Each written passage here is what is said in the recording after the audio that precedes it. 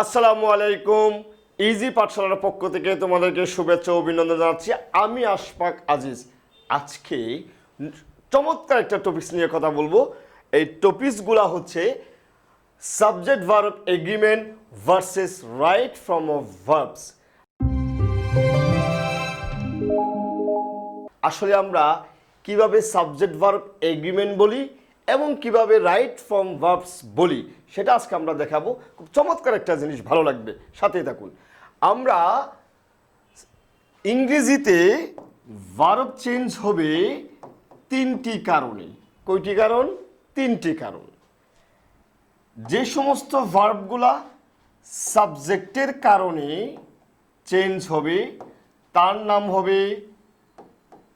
নাম হবে subject verb agreement.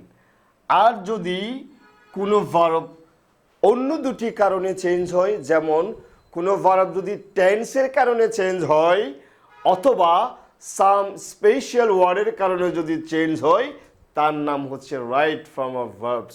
অবাক লাগছে, মজা লাগছে, তাই না? আজকে আমরা দেখি তাহলে রাইট ফর্ম ভার্বস কোনটা। আমি যদি বলি he go to school, go to school, তাহলে এই ভার্বটা চেঞ্জ হচ্ছে কিসের কারণে বন্ধুরা? সাবজেক্টের কারণে।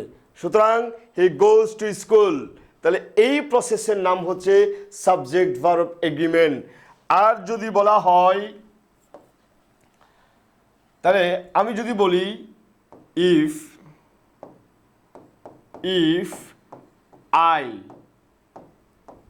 ওয়ার অথবা ওয়াজ আ কিং, যদি আমি বলি এই প্রসেসের নামটা কি? আসলে দেখো, ওয়ার হবে না ওয়াজ হবে?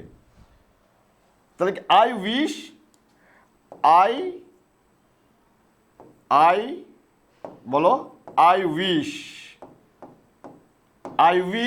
I were oblique was a king. এবার দেখেন আইয়ের সাথে কি ওয়ার হবে না ওয়াজ হবে? যদি কোনো বাক্যে wish, fancy, it is high time, it is time, এগুলো দেখতে পান, তাহলে সাবজেক্টের সাথে বি ভার্ব হিসাবে অবশ্যই ওয়াজ বসবে। সুতরাং এই ওয়াজটা কিন্তু আয়ের সাথে বসে নাই। আয়ের জন্য, সাবজেক্টের জন্য এই ওয়াজটা হয় নাই। এই ওয়াজটা হয়েছে মানে সাবজেক্টের জন্য যদি হইতো তাহলে ওয়াজ হইতো, কিন্তু এখানে সাবজেক্টের জন্য ওয়াজ হয় নাই, এই উইশের জন্য অবশ্যই ওয়ার হয়েছে। তার মানে এই আনরিয়াল কন্ডিশনাল সেন্টেন্সে অথবা পাস্ট টেন্সে আয়ের সাথে বি ভার্ব সবসময় ওয়ার হয়।